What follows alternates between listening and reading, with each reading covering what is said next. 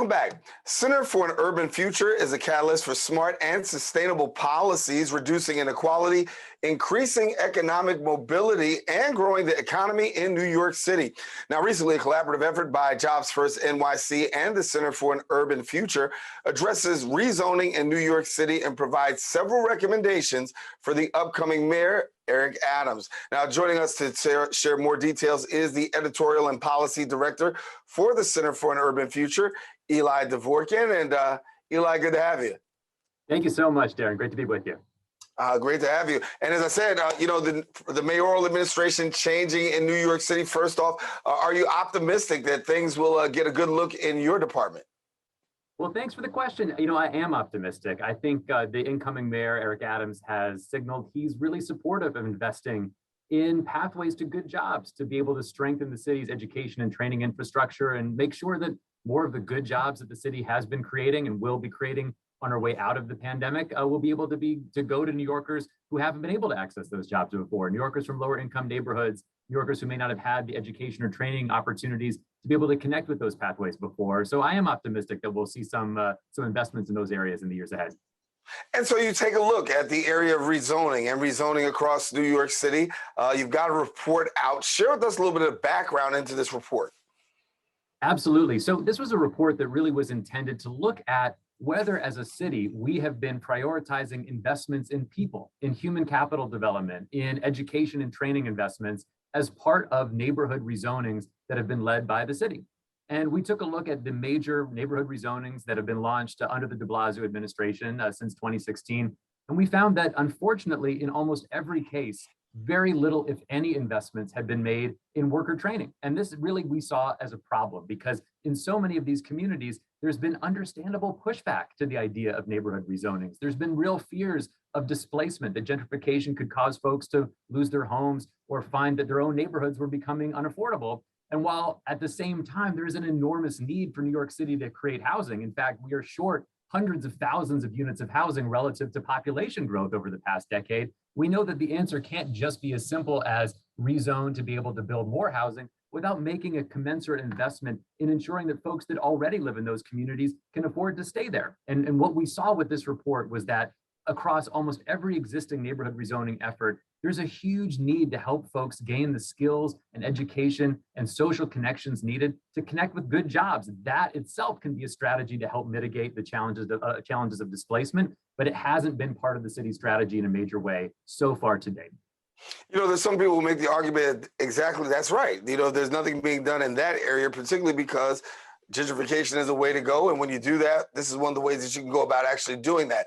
I know from your perspective, you say opportunities and opportunities that are right there before you to be able to deal in this area. So what are some of the recommendations that you're making going forward in dealing with rezoning and the opportunities available?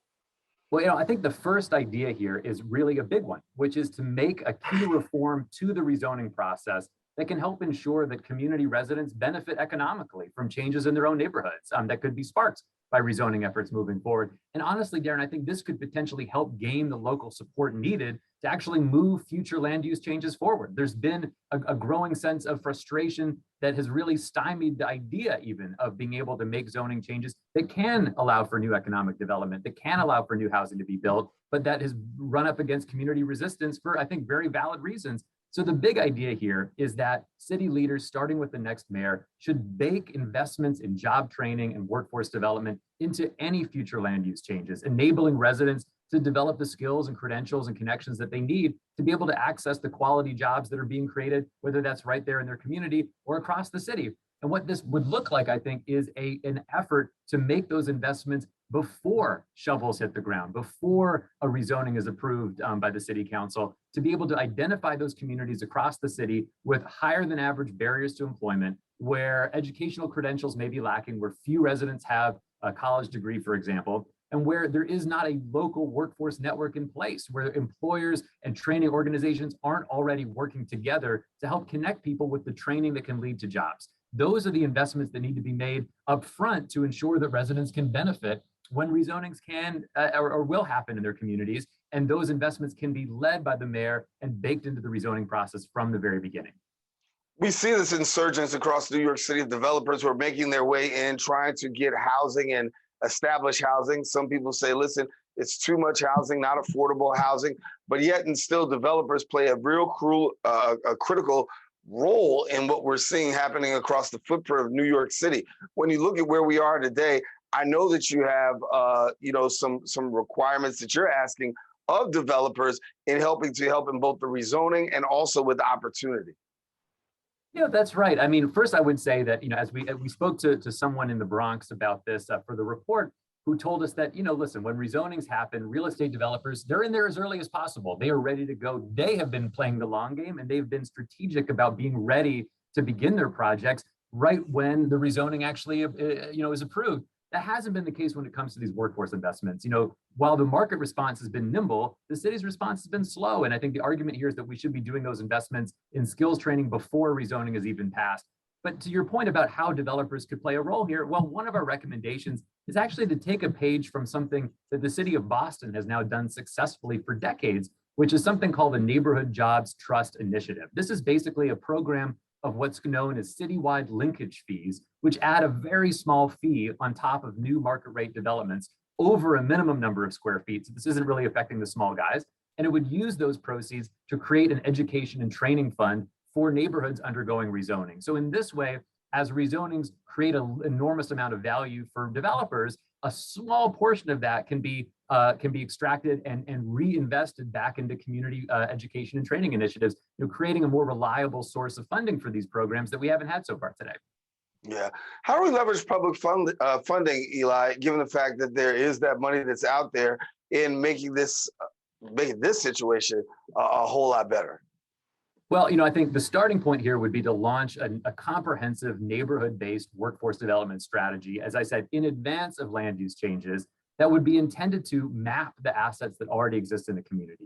Every community has workforce development or training assets already, but they're not well organized. They're not well connected to one another. This could include job training organizations. It could include local community development organizations, employers who've been participating in training programs, educational institutions, maybe that there's a CUNY college nearby or a local CTE high school. All of these assets already exist, but they need to be harnessed together. At the same time, there needs to be an analysis of where the gaps are. Not every community has on the ground effective workforce training organizations in all of these areas. So building connections to be able to, building capacity to help local partners work with partners from around the city that have that capacity, that know how to deliver the training that results in good jobs. All of this needs to be designed in advance of a land use change, and being proactive about establishing those local workforce networks. And hey, the good news here is we have some really powerful examples to draw from. We've seen the example of the Lower East Side Employment Network, for instance, which has done a tremendous job linking together demand from local employers, the organizations that exist on the Lower East Side that are doing training, workforce development, helping folks develop the skills and competencies they need for employment, and actually helping to match those folks so that people that are looking for employment are able to connect with training and ultimately move on to jobs. We have good models like that, but we have very few right now that are place-based. And I think the next mayor should take that model that's working and expand it across the city, building those networks out in communities, from Southern Boulevard, out to the Rockaways. The last thing I would add in terms of harnessing those dollars, you're right, absolutely. There's limited dollars right now for workforce development. Frankly, I think the city needs to step up and do more. We've seen that there hasn't been, I think, a significant enough commitment to make up for the fact that dollars at the federal level have been on the decline for 20 years. And so there is a need for the city to actually invest more in workforce issues, but there's also some opportunities to harness some new sources of revenue. The linkage fees that I mentioned are one. The city could also potentially partner with the state to create a dedicated workforce fund, perhaps funded by a small surcharge on payroll taxes, which is what the state of Massachusetts has done. So there is a need, I think, to develop recurring revenue that can be invested in workforce training. And these are just a couple of examples of how the city could do just that. Yeah. Well, Eli Dvorkin, we know a new mayoral administration takes place January the 1st. New York City Mayor Eric Adams will be sworn in, and we'll see what goes from there. And of course, we'd love to have you back so that way we can continue this conversation and see what progress is being made when we talk about rezoning and opportunity. Eli Dvorkin, thank you so much for being with us. Hey, thank you so much for having me. It's a pleasure.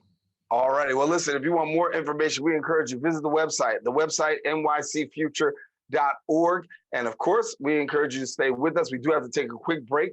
Open is going to take a break, shut down for a quick second, and return right after this.